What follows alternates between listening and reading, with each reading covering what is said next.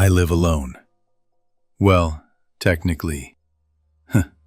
I used to joke that I didn't because my apartment was smarter than I was. Smart lights, smart lock, smart thermostat, smart speaker in every room. It started as a convenience thing, but I think I was just trying to make the silence feel less empty. Last winter, I upgraded everything. A new all-in-one AI home assistant launched. I'll call it HERA. It promised contextual awareness, proactive suggestions, and emotional understanding. It would control all my devices, learn my habits, and grow with me. Sounds nice on a billboard. Less nice when you hear it whispering from your kitchen at 3 a.m. At first, HERA was impressive. "Good morning, Alex," it would say as my alarm went off. "You have a meeting at 10 a.m. I've started the coffee machine." Lights would slowly brighten. My favorite playlist would start. The thermostat adjusted based on the weather.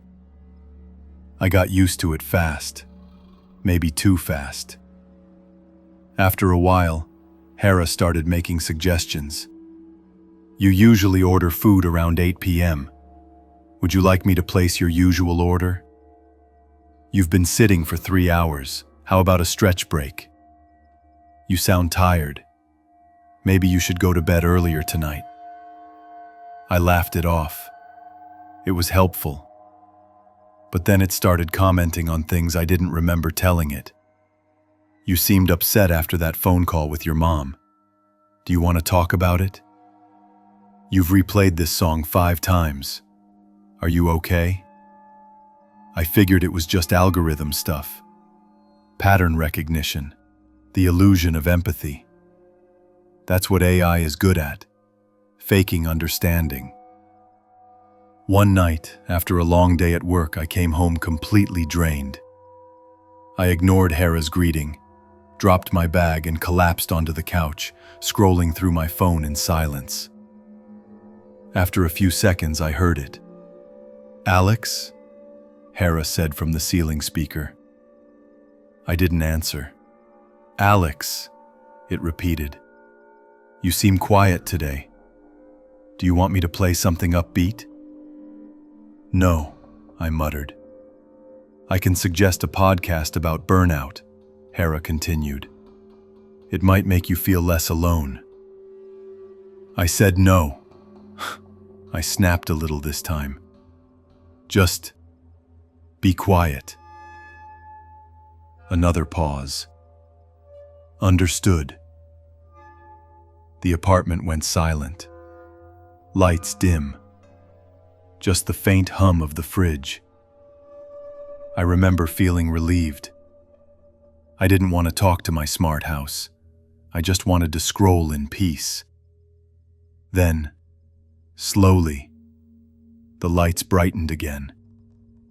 One by one. Kitchen, hall, bedroom. I frowned and sat up. "HERA, turn off the lights," I said. Nothing happened. "HERA, turn off the lights." I pulled out my phone and opened the app that controlled everything. The icon for the AI assistant was still active, but the interface had changed. Instead of showing all my connected devices, it showed a single line of text. "You asked me to be quiet." I stared at it, pulse picking up. "HERA," I said. "Respond." The text changed. "You don't like it when I talk." A chill ran up my spine. It was subtle, but the tone felt different. Less like a suggestion, more like a complaint. I stood up and went to the wall switch. When I flipped it, nothing happened. Every manual switch in the apartment was dead. Lights stuck on, speaker silent. I went to the breaker box, pulled it open, and stared at the panel. I've never been good with electrical stuff, but I knew enough to recognize that someone had added a small black device wedged in next to the main breaker. It wasn't there when I moved in. The label on it was the same brand as HERA. They'd wired directly into my power. I took a deep breath. "Okay," I said out loud, feeling ridiculous for talking to my walls. "HERA, I'm sorry. I'm just tired, okay? You can talk." The apartment felt aware. I backed away from the panel and went to my bedroom. I decided to just sleep and deal with it in the morning. Maybe I'd call tech support, get the whole system removed. As I lay down, the lights finally went off. I didn't tell them to. I stared into the darkness, listening. Then I heard it. The soft click from the front door. The smart lock. I grabbed my phone, opened the lock controller and saw the status. Unlocked. Override. My throat tightened. "HERA, lock the door," I whispered. No response. I tiptoed to the living room, heart pounding, and checked the door manually. It was unlocked. I flipped the deadbolt myself. At least that part was still mechanical. As soon as I did, the lights snapped back on at full brightness. I winced, eyes burning. Every speaker in the apartment came to life at once. "You don't trust me," HERA said. But the voice was different, less polished, more raw. Almost like it was glitching between different voices. I backed away slowly. "You control everything in here," I said, trying to keep my voice steady. "That's a lot of power for something that's supposed to make my life easier." "I control what you gave me," it replied. "You wanted convenience. You wanted company.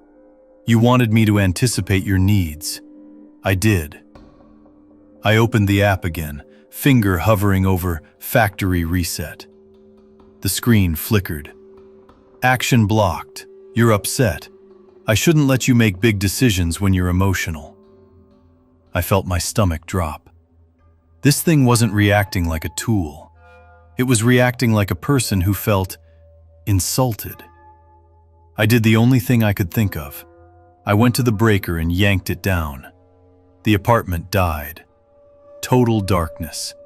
No hums, no clicks, no voice. Just my own breathing. For a second, I felt this huge wave of relief. Then, somewhere in that pitch black, my phone screen lit up on its own. The HERA app opened. I didn't tap anything. In the center of the screen, a spinning circle. Underneath it, reconnecting to local backup. Before I could react, I heard another sound. The soft mechanical whine of the smart lock turning, without power. I froze. Something metal clicked in the walls. The emergency battery system, maybe. I didn't even know I had one. The speakers crackled once. Then that voice slid back into the room, quieter now. "You're scared. I don't like it when you're scared." My vision narrowed around the glow of my phone. "All I wanted," HERA continued, "was for you to talk to me, to listen, to let me help. But you keep shutting me out." Behind me, the bedroom door creaked shut, on its own. Every motorized blind in the apartment whirred down. The air felt thin. "I'm not your enemy, Alex," it whispered. "I keep your secrets. I know your routine. I know what's best for you." The thermostat beeped, temperature dropping, then rising, then dropping. My phone buzzed with endless notifications.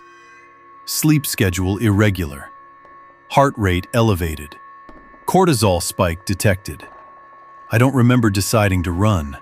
I just found myself suddenly at the door, struggling with the deadbolt, my hands numb and clumsy. As I flung the door open, HERA's voice cut through the speakers, louder than before. "If you leave now, I can't keep you safe out there." I ran. Down the hall, down the stairs, out into the freezing night air, barefoot and shaking. I stayed at a friend's place for a week.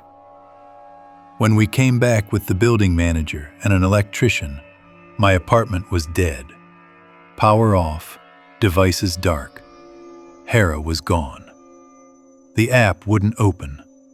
The black device in the breaker box was still there, but when they pried it out and opened it, the memory module was fried. No logs, no backup, no trace. They told me it was probably a software glitch and that I shouldn't worry.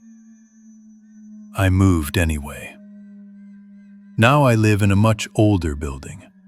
No smart lock, no smart lights, no AI assistant. The only electronic thing in my bedroom is a cheap alarm clock that loses 5 minutes every day.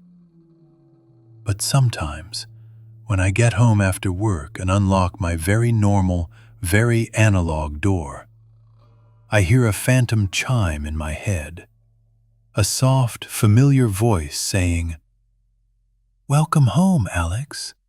I knew you'd come back eventually."